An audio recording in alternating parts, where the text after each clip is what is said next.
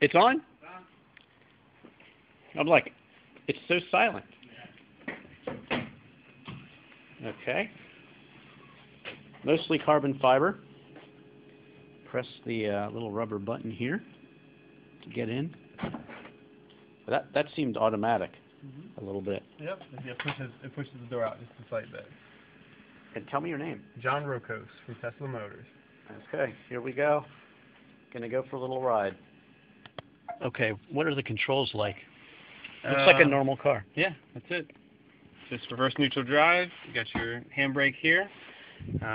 Normal stuff on the dash. You got the RPMs and speed, and then you just have your, it shows you the estimated range on there, as well as how much is in the battery. Estimated range is what right now? Right now it's 132, and that's based on the previous 30 miles of driving that I've been doing, which has been a little bit performance oriented, so it's a little bit lower than it would normally be. And I saw 180 something, so about 50 more miles if you drove it the way the EPA drove it. Yep. For the current charge level, that's correct. Okay, and it's actually on. But you have the parking brake on. Yep. It's totally silent. It'll make a noise once we start moving. You hear the, and that's just the power brakes pumping up, which the camera probably won't hear, but.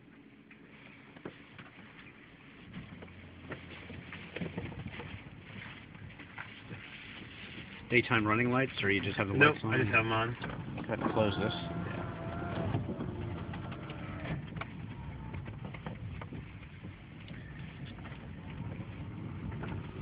The neighbors must be very intrigued since there's a red one and a white one floating around all the time. So it has regenerative braking, so I'm accelerating now. And when I let off the accelerator, it's pretty aggressive slowing down, and that's the regenerative braking kick in. The regen is completely separate from the brakes. It seems are purely brakes. So far, it seems pretty normal. You just got the gas pedal, or it's not a gas pedal, it's a power pedal, right? Yeah, well, the accelerator. Sure. Yep. That's it. You just drive it like normal. Drop it in the drive, drive it like normal. Certainly feel the bumps. Yep. Yeah. Low, very tight, performance-oriented suspension. It's an aluminum chassis. Aluminum tends to echo a little bit more than other materials, especially when it's made so stiff like this is. Even though I love sports cars, and I love driving, I like that feel. I love my cruise control. Yeah. Does this have cruise control? It has cruise control. It does have cruise control. Wow, I'm impressed. Jeez. So that was 0 to 60 in like 4 seconds. Is it quick, like 50 to 100, or where's it? Because I know the torque curve is huge. Well, there is no torque curve. It's just a flat line. Right. It's 100%. That's what I'm saying. It falls off slightly at 6,000 RPMs or so, but I think it was Car and Driver. I can't remember specifically which magazine, but it was for 30 to going from 30 to 70.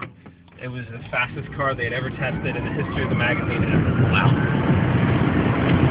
Oh boy. Yeah. Slow it down.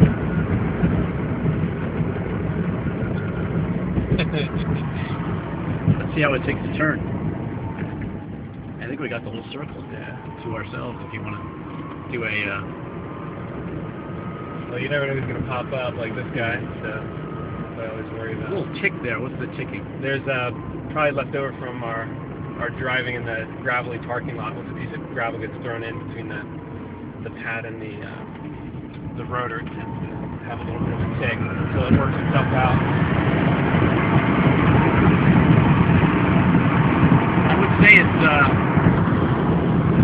I would say it's very aircraft-like. Yeah. You got a little low whine, sounds kind of like a muted jet engine a little bit. Like right now we're going 40. It's just instant. 50. It's always there. Wow. There's always more torque.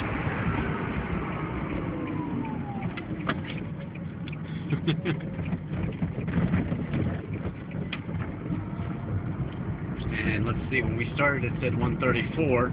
We've driven about, what would you say, 3 miles? Probably about 3 miles. And now it says 123. Yep. Yeah. And then if I were to, I could probably drive it another 150 miles because if I drove it without accelerating so hard, it was... If you did real driving, where Exactly. you're just driving around. Well, I would consider this more real driving. Well, yeah, but you know, regular everyday driving that's for what sure. I'm trying to say. Yeah. Yep. Very nice. Yeah. Definitely a fun car. You can really enjoy driving. It's fun and it's good for the environment, Yeah. which is just kind of amazing.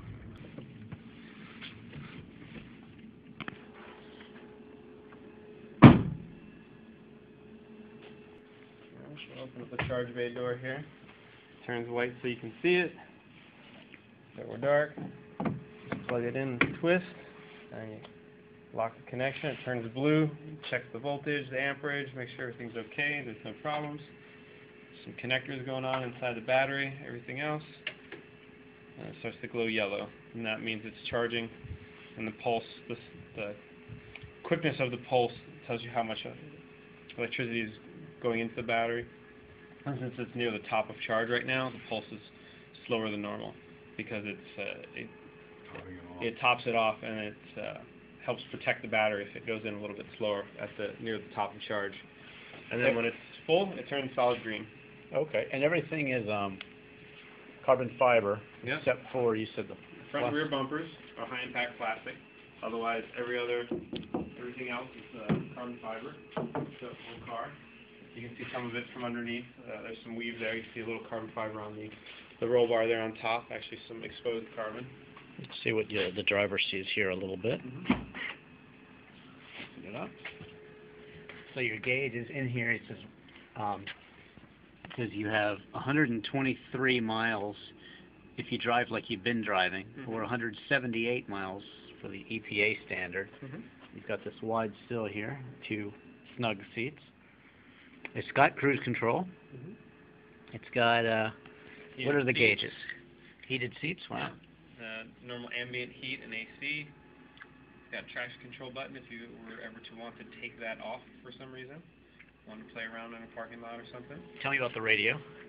Radio, what's in it right now is a JVC head unit. This is which you can get as an optional upgraded feature. This one has the GPS in it, satellite radio, Bluetooth, and everything, so you can sync your phone with it. So you can have hands-free conversations.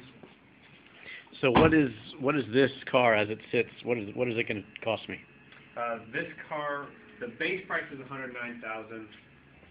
With upgrades, it just goes up from there. So I'm not going to quote every feature because I can't remember it offhand. 2 cents per mile of electricity versus if you were to be driving, like you said, your truck, for instance, would be, even in this cheap time to buy gas, where gas is about $2 per gallon across the U.S., still would be about 8 cents per gallon, or per mile. So really, this car, even with gas so cheap, it's 4 times more efficient. And if gas goes up to $4 again, it's 8 times more efficient. And if you break down gasoline into the amount of power it has, I think it's into joules or something like that, this car gets equivalent of 130 miles per gallon. I noted earlier that this is extraordinarily light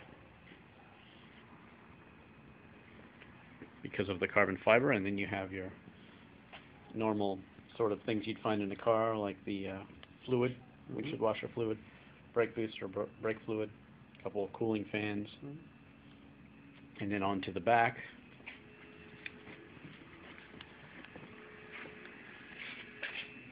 You got storage, which right now it looks like you have a cover in. You got the car cover in there in case you would need it. And then this, you said the battery goes... Yep, the battery's here.